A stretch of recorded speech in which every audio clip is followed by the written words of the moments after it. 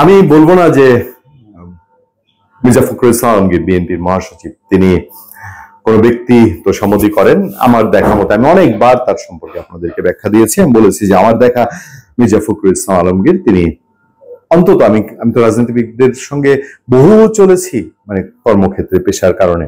তো তাদেরকে দেখলেই তাদের বডি ল্যাঙ্গুয়েজ, তাদের ভাইব্রেশনটাই আমার কাছে কেমন যেন মনে হয়, মানে কিছু নেতার ভাইবটাই আমাকে বিরক্ত করে তোলে। যে এদের মানে মনে দেখলেই বোঝা যায় যে উনি মুখে যা বলছেন তার কর্মে তিনি এরকম না। কিন্তু মির্জা ফখরুল ইসলাম আলমগীর আমার কাছে সেরকম মনে হয়নি। এটা আমার আমার একেবারে একান্ত ব্যক্তিগত প্রশ্ন। আমি যতবার তাকে দেখেছি, শুনেছি, অবজার্ভ করেছি, তিনি বক্তৃতা দিচ্ছেন, অথচ তিনি বিভিন্ন মিটিং এর ফাঁকে বা তিনি এমনিতে কথা বলছেন, আমি দূর থেকে ফলো করার চেষ্টা করছি। কিন্তু সেই মানুষটি যখন বলছেন তখন আমি এটার মধ্যে রাজনীতি খুঁজছি। এটাও যদি আমার অন্যায় হয়ে থাকে হতে পারে। খুব তিনি নিষ্পাপ ভাবে তিনি এই বক্তব্য দিয়েছেন নাকি এর ভিতরে রাজনীতি আছে? ডক্টর ইউনূসের মাঝে জিয়াউর রহমানের প্রতিচ্ছবি দেখতে পাই। মির্জা ফখরুল, এবার আসেন আমি কিছু মন্তব্য করব। আমার অবজারভেশন একটা আছে, মূল উদ্দেশ্য সেই অবজারভেশনটা আপনাদেরকে জানানো। সেই অবজারভেশনটা আপনারা শুনে যাবেন। অন্তর্বর্তী সরকারের প্রধান উপদেষ্টা অধ্যাপক মোহাম্মদ ইউনূসের বিভিন্ন উন্নয়নমূলক কার্যক্রমের ভূয়সী প্রশংসা করেছেন বিএনপি মহাসচিব মির্জা ফখরুল ইসলাম আলমগীর। এ সময় তিনি বলেন, ডক্টর ইউনূসের মাঝে শহীদ প্রেসিডেন্ট জিয়াউর রহমানের প্রতিচ্ছবি দেখতে পাই।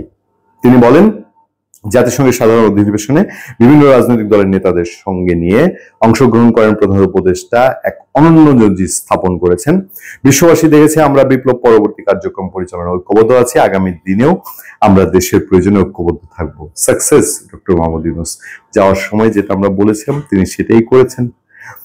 বিএনপি মহাসচিব বলেন, ডক্টর ইউনূস দূরদৃষ্টি সম্পন্ন, দুনিয়া জুড়ে তার সুনাম, তিনি দেশকে একটি কাঙ্ক্ষিত মানে দেখতে চান। এটি শহীদ প্রেসিডেন্ট জিয়াউর রহমানেরও চাওয়া ছিল। আমি ডক্টর ইউনূসের মাঝে আমাদের দলের প্রতিষ্ঠাতা শহীদ প্রেসিডেন্ট জিয়াউর রহমানের প্রতিচ্ছবি দেখতে পাই। তিনি বলেন, আর 5 মাস পর দেশে একটি অবাধ ও সুষ্ঠু নির্বাচন হবে। নির্বাচনের মাধ্যমে যারাই সরকার গঠন করবে তারাও এভাবে দেশকে এগিয়ে নিতে কাজ করবে আশা করি। পয়েন্টটা এই জায়গায় আসছি। নিউ ইয়র্কে স্থানীয় সময় শনিবার NRB connect day bearing global বাংলাদেশের শীর্ষক অনুষ্ঠানে এসব কথা বলেন মির্জা ফখরুল। অনুষ্ঠানে প্রধান অতিথির বক্তব্য রাখেন প্রধান উপদেষ্টা ডক্টর মোহাম্মদ ইউনূস। অনুষ্ঠানে অন্যান্যের মধ্যে প্রধান উপদেষ্টার সঙ্গে সফররত বাংলাদেশি রাজনৈতিক নেতারা সকলেই উপস্থিত ছিলেন। আচ্ছা, আর বিষয়গুলোতে আমি না যাই, আমি যে জিনিসটা আলোকপাত করতে যাচ্ছি যে এই যে মির্জা ফখরুল ইসলাম আলমগীর বললেন যে আগামী 5 মাস পর বাংলাদেশে অবাধ সুষ্ঠু নির্বাচন হবে, এবং সেই জায়গায় দাঁড়িয়ে তিনি ডক্টর ইউনূসকে মাঝে জিয়াউর রহমানের প্রতিচ্ছবি দেখতে পাচ্ছেন। আগামী নির্বাচন বাংলাদেশের পুলিশ বাহিনীর অবস্থা আপনারা জানেন কিভাবে হবে।